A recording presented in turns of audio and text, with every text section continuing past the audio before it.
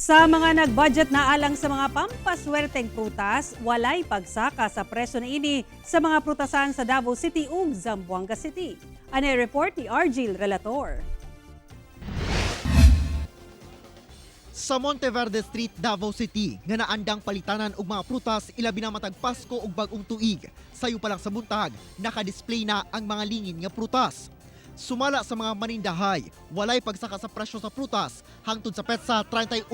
Diin gila umang mamalit ang kadaghanan ato sa pagsugat sa bag-ong tuig. Sa karon, ana sa 50 hangtod 80 pesos ang puto sa kiat-kiat, depende sa gidaghanon.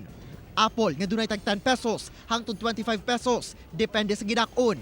Dunasay nakaputos nga 5 for 100 pesos. Ang grapes tag 200 pesos per kilo. Longgan tag 280 pesos per kilo. Samtang ang orange, dunay tag 25 pesos ang buok. Ug peras nga tag 35 pesos ang buok o 3 for 100 pesos. Sa karon wala may pagtaas kay daghan mag-supply kaning grapes. Ang mahal lang yun katong US nga kuan, gikan sa US. Sa mga buot makumpleto ang 12 o sobra pangalingin nga imported nga prutas, dunasay nakapak na daan nga tag 250 hangtod 500 pesos. Para naman ko'y uban mga customers ko, diretsahan na lang ba, di na sila mamili pag magkapoy-kapoy o pili kani. Isa ka basket na diretsyo na nanatanan prutas imported.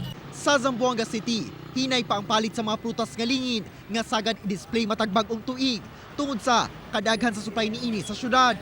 Nisaka man ang presyo ni ini, apan dili na kuno kini mosaka pa hangtod sa bag-ong tuig, sumala sa ubang manindahay. Sa ngayon hindi pa masyadong okay pero sa mga 30 to 31 baka lalakas din yung pagbenta dito.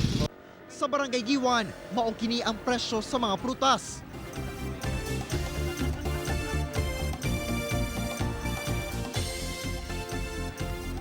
Samtang alang sa mga buot mong palit og fruit basket nga kompleto na sa mga lingin nga prutas, nagkantidad kini og 500 pesos. Kauban si Leo Arcajes sa kamera. Ako si Argil Relator para sa One Mindanao.